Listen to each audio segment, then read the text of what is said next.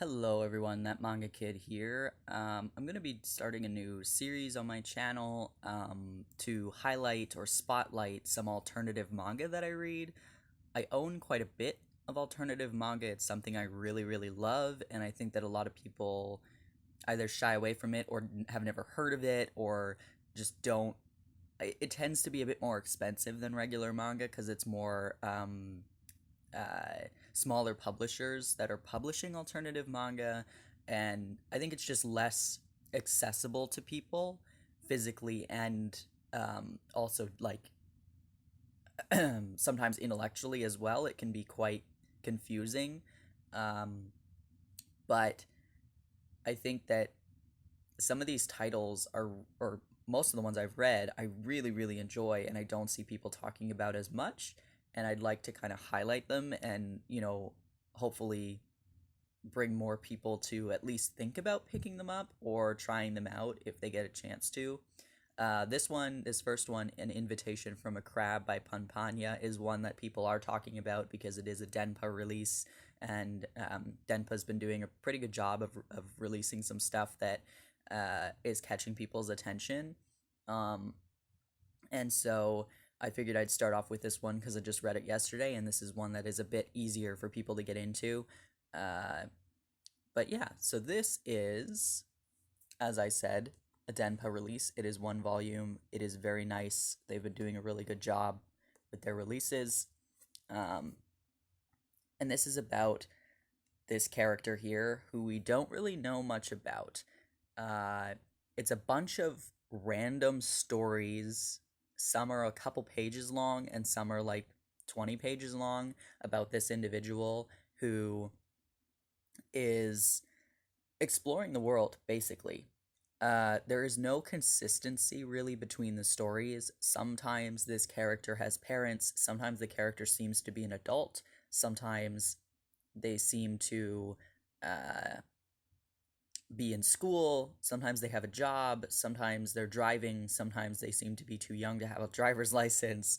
Uh, it's very much like surreal sort of storytelling, and I absolutely loved every second of this. I thought this would be a series that I had to read sort of in chunks, but I just read it all in one sitting. I was so captivated by what was happening, and the real beauty of this story, and I think that the point of it is to open your eyes, look around, take a second, and just take in what is around you and see things that you haven't seen before because you've been too busy to stop and smell the roses. Basically, people are just like barreling through life with your head down because you just, I got to get to work, I got to get to school, I got to do my homework, I got to, get to that meeting, and people aren't stopping to enjoy anything anymore.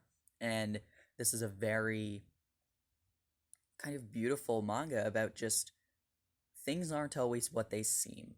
Sometimes you think something is one way, and if you just look to your left, you see that it wasn't at all what you thought it was. And it was really enjoyable. The art might be off-putting to some people, but it is an alternative manga. Um it's very The art is wonderful. I really enjoy it, but I think that it could be jarring to people who are not used to reading kind of alternative stuff. The other thing is, not in between every chapter, but in between quite a few of them, there's like a note from the author, and then it has the date that the author wrote that. And it isn't always particularly to do with whatever you just read, but it's just it's just a thought. Like this one's called Fluctuation, and the author is just giving their thoughts on that topic. And it was really quite, I don't know, I don't want to use the word profound, but like, I don't know, it just makes you think. But what I really enjoyed about An Invitation from a Crab is that even though it's very surrealist and it's very kind of introspective, it doesn't feel pretentious, and it doesn't feel hard to understand, at least to me. And I've found, like, again, I read a lot of alternative manga, and I find that sometimes you, or I should say, have to reread things multiple times, or like reread certain panels or pages and try and figure out exactly what's happening because it's not always clear. And I feel like I've missed something because it's so, like, the metaphor that they're using, or just the way that something is trying to portray something, I just don't understand what's happening. Whereas with this, I didn't feel that at all. I'm sure that if I reread it, I'll catch things I didn't catch the first time, but I read through this whole volume without both the author's thoughts, their notes at the end, as well as throughout the whole story. I never felt like I didn't understand what the point was. Um, like, each time I got something from each individual story, and I felt like I understood what my interpretation of the story was, and I sort of understood what I thought the author was trying to say with that piece.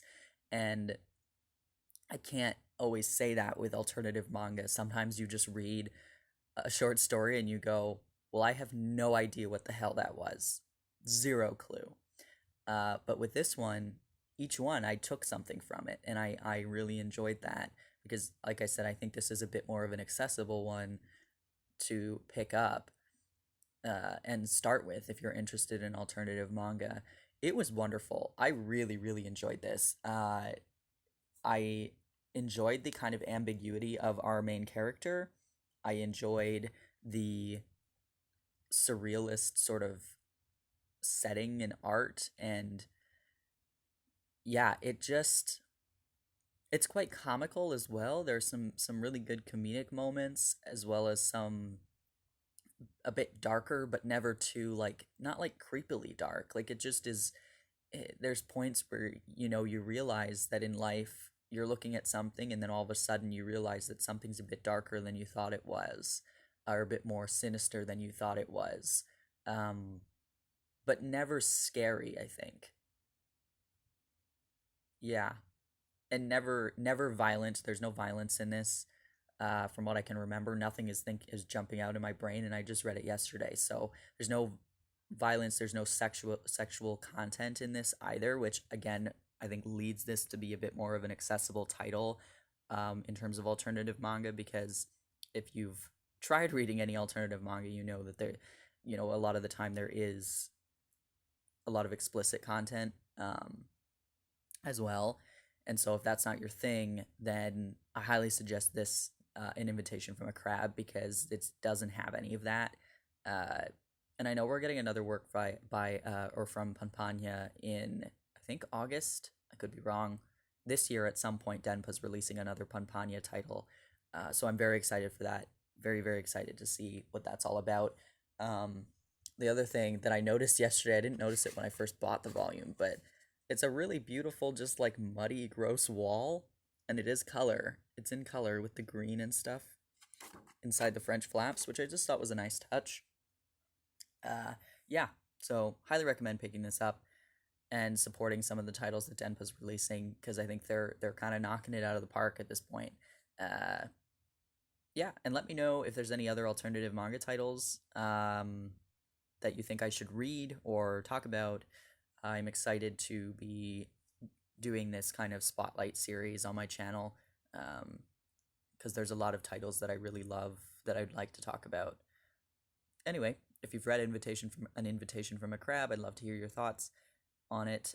And if you have any questions, comments, anything like that, leave them down below. Thanks for watching.